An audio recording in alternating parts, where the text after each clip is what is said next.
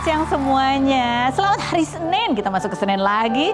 Saatnya saya Kak Rose juga selalu menemani Anda di acara Rumpi No Secret Muak. Ditemani oleh Daniel di pojok sana dan tentunya sudah hadir beberapa bintang tamu yang akan berbagi ceritanya.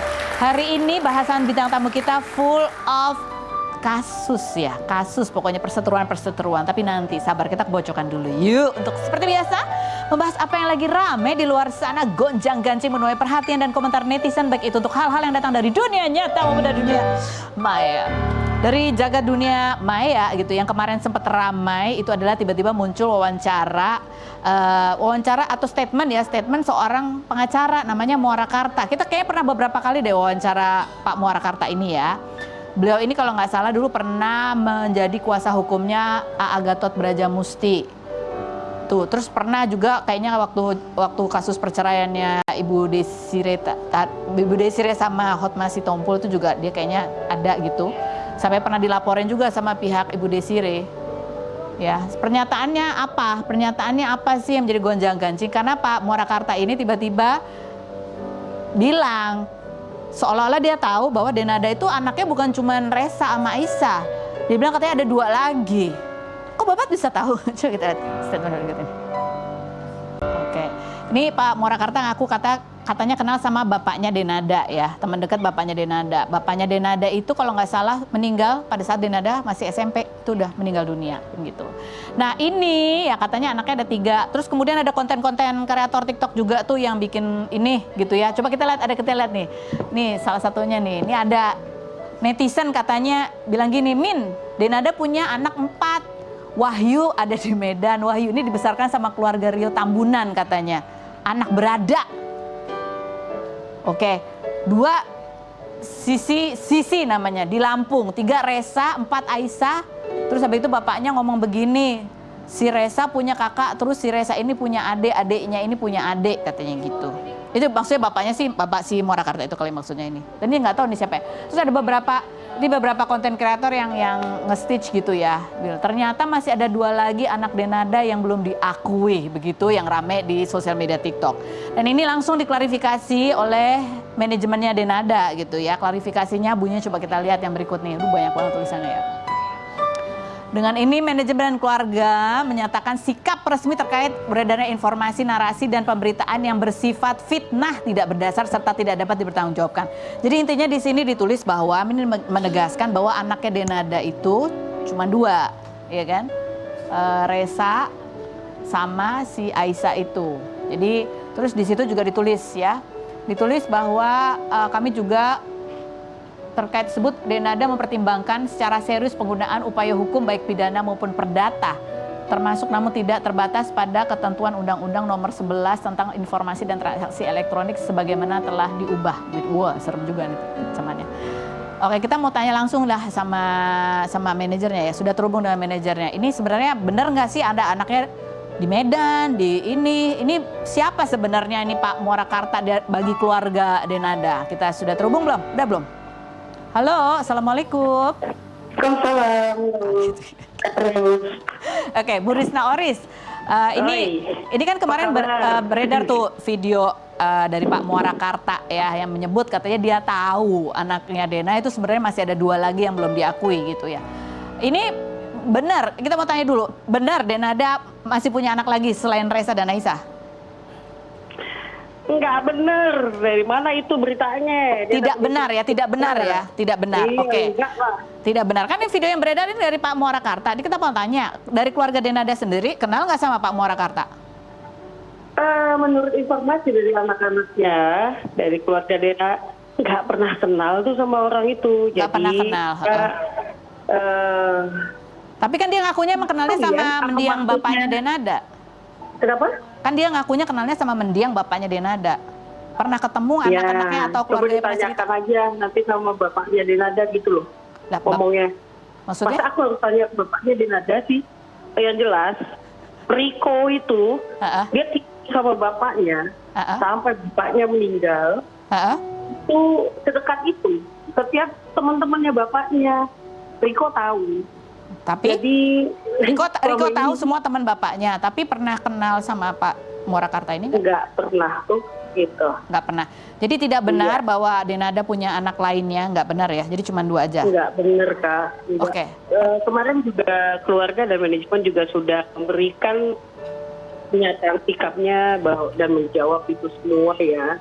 Biar tidak benar, biar tidak semakin lebar, semakin banyak yang menyebarkan informasi tanpa bukti, tanpa dasar gitu ya. Jadi karena itu juga sudah menciderai martabat keluarga, jadi kita juga cukup tegas untuk menyikapi itu semua. Oke, jadi nggak ada itu yang namanya Wahyu di Medan, Sisi di mana tadi, Sisi di Lampung gitu, nggak ada? Kurang karena 3 doang. Kalian 33 provinsi sekalian gitu ya. Jadi nggak ada ya, cuma 2 anaknya. Oke, pertanyaan selanjutnya nih buat Bu Risna Oris. Ini kan kemarin Denada sudah memberikan pernyataan, pengakuan, permintaan maaf dan lain sebagainya.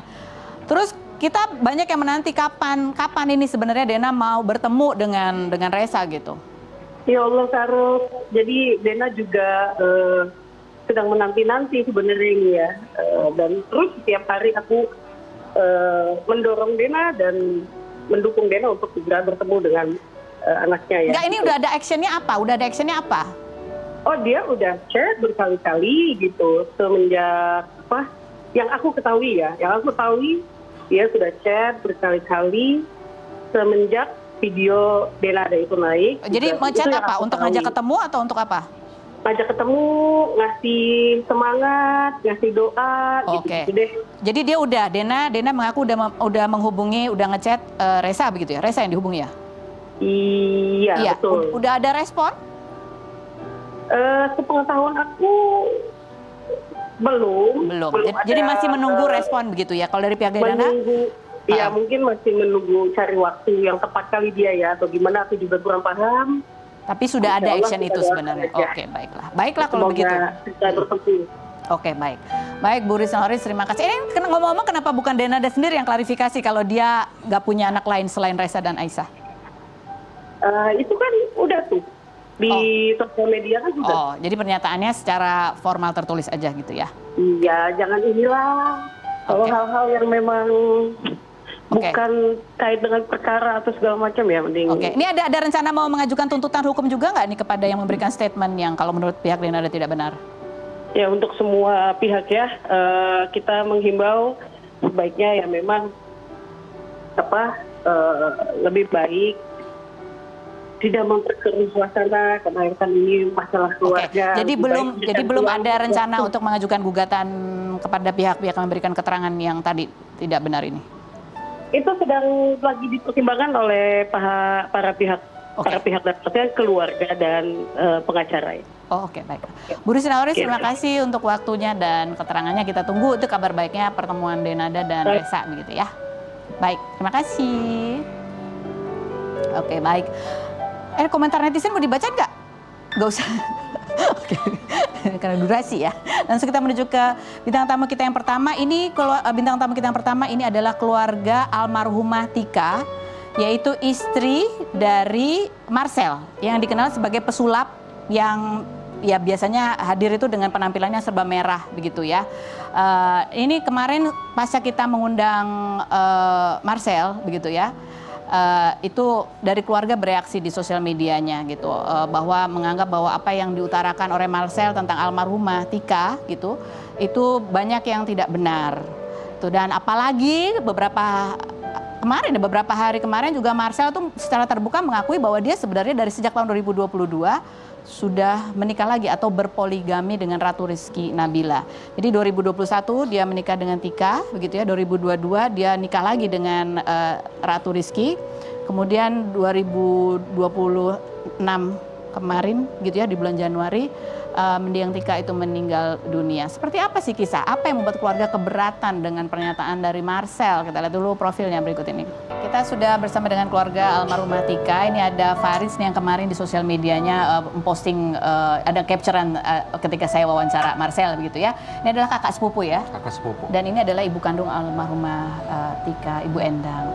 Sebelumnya saya mau mengucapkan turut berduka atas kehilangan putri Ibu Endang gitu ya. Ini kita mau lihat dulu seperti apa sih ungkapan dari keluarga begitu ya. Kita lihat ada beberapa. Ini dari postingannya Faris gitu ya. Ini postingan dari gambar ketika almarhumah melaksanakan ibadah umroh dengan suaminya. Pemain lenong sampai detik terakhir hayat, istrinya pun masih memainkan drama. Ayo kita tarik 2 bulan ke belakang ini ketika kakak gue lagi berjuang nyembuhin penyakitnya. Lu kemana?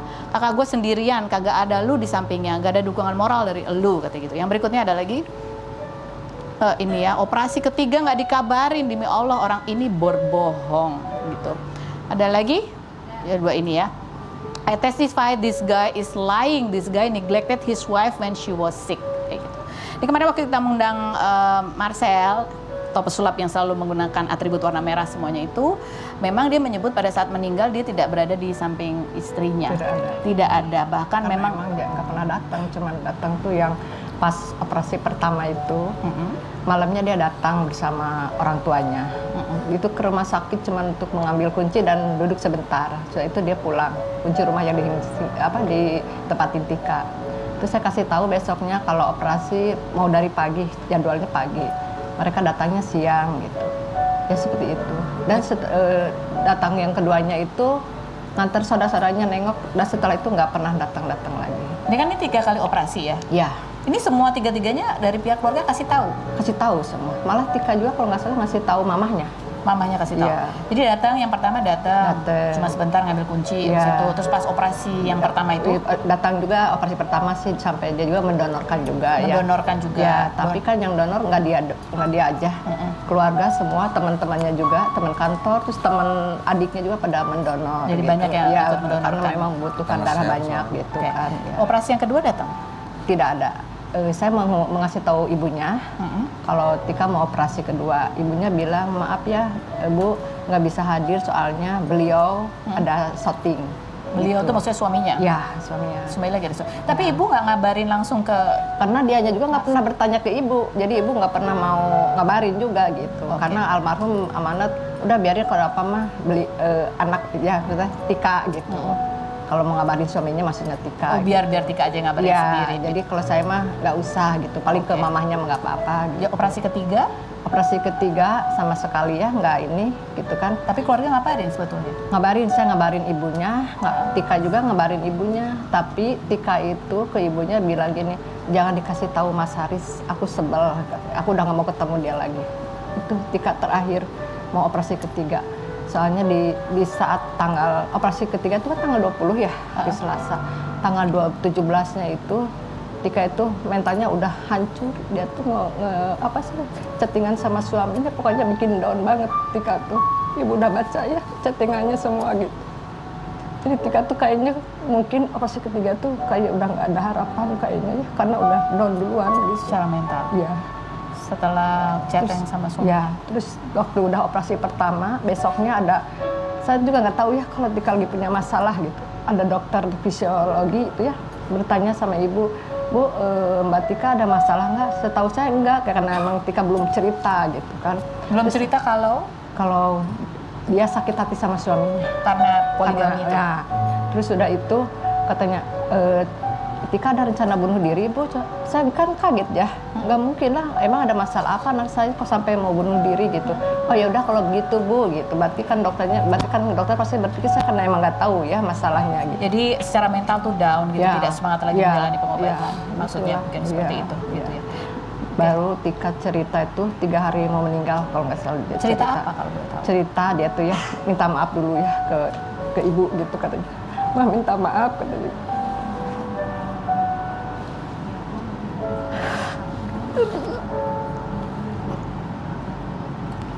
Astagfirullahaladzim, Tika tuh sayang mama katanya. Tika nggak mau ngerepotin mama katanya gitu. Tapi Tika mau cerita katanya gitu. Kalau habis operasi kalau Tika udah sembuh, Tika mau cerai sama si Haris katanya gitu. Terus ibu kan tanyanya kenapa, ada apa? Tika teh sakit hati mah diselingkuhin, dia udah dikasiri.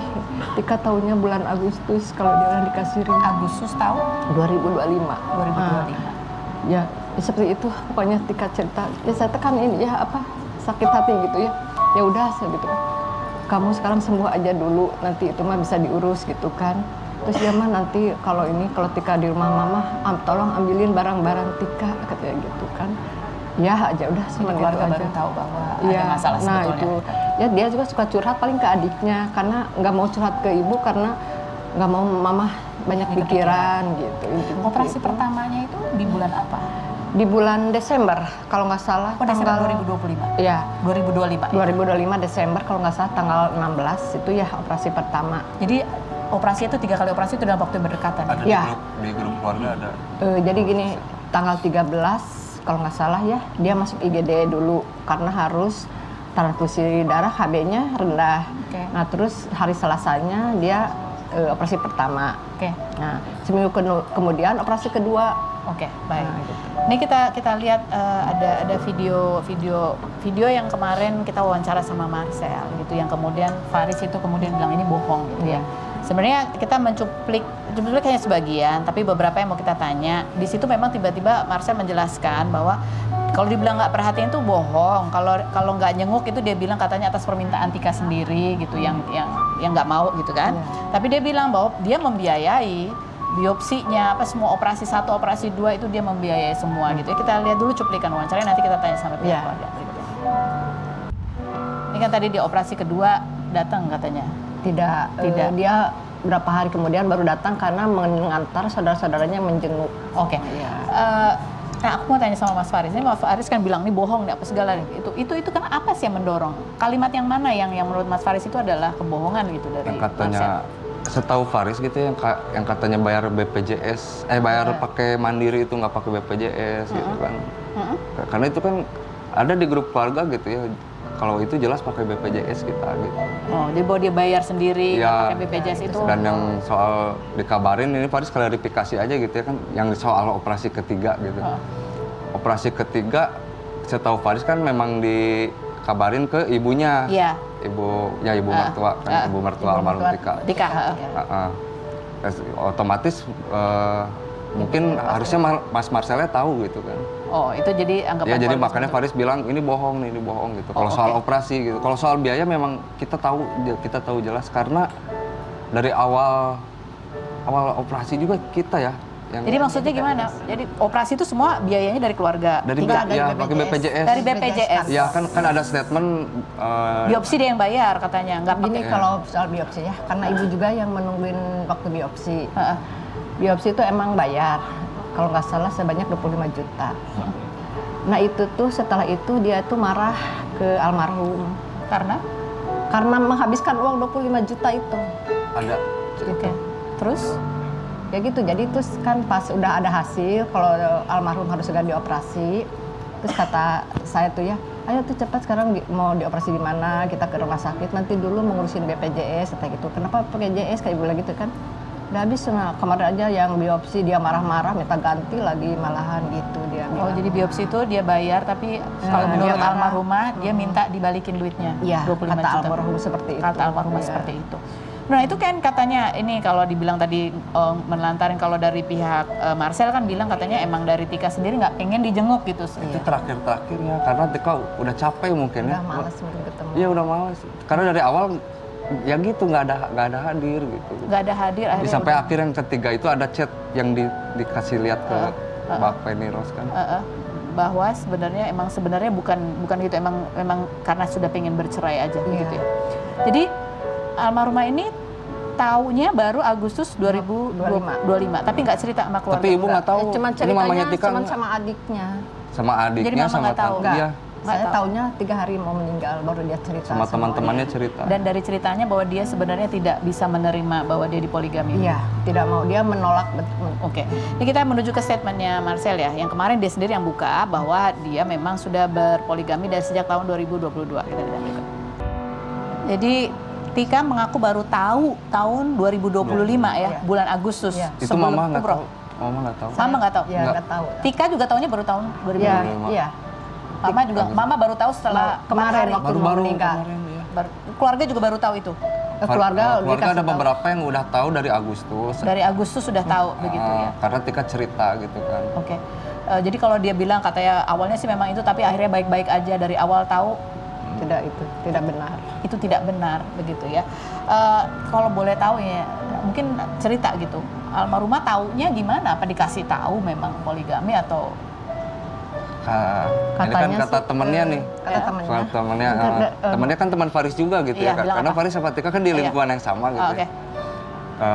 Kata temennya, biasanya kan mereka nggak saling cek handphone kan Iya. malam sampai suatu hari pulang ke Bandung, cek handphone dari situ baru tahu. Baru tahu kalau Dan itu bulan Agustus 2025 ada chatnya. Oke, baiklah. Jadi memang baru tahu ya. Ibu sendiri kan pihak keluarga sempat ngerasa kayak ada kekesalan. Itu waktu jenazah dikuburkan, didoakan di rumah itu, tapi suaminya ada. suaminya pas dikasih tahu sama adiknya, kan Tika meninggal pas adzan subuh ya. Iya. Terus adiknya ngasih tahu. Beliau bilang katanya lagi di Jawa Tengah, Oke. katanya lagi Solo. Oke. Tapi dalam jangka waktu 2 jam tiba-tiba udah ada depan rumah beliaunya tuh, suaminya tuh. Otomatis keluarga marah ya, kenapa tidak ke rumah sakit diambil istrinya gitu kan. Dia kok malah duduk di depan rumah. Nah itu dari situ keluarga jadi pada marah semua gitu kan. Maksudnya kenapa nggak ngurusin gitu Nah, istrinya? gitu, iya. Proses administrasinya belum selesai itu di rumah sakit. Gitu. Ya, alhamdulillah bibinya yang menyelesaikan semua administrasi. Bibinya siapa? Bibinya Tika, adik saya. Oh, jadi dari pihak keluarga Tika sendiri Iya. yang menyelesaikan. Nah gitu. Tahlilan juga nggak pernah hadir. Nggak pernah. Jadi Sama- kita tahlil keluarga kita aja. Gitu. Makamnya kita semua. Semuanya kan baik. Apa tanggapan keluarga sebenarnya, apa yang masih ingin disampaikan gitu ya, kalau kita lihat ada keberatan keluarga, kemarahan keluarga, itu apa yang sebenarnya mau disampaikan ke suami mendiang Tika? Selain berikut ini jangan kemana-mana, tetap di Rumpi Nusantara.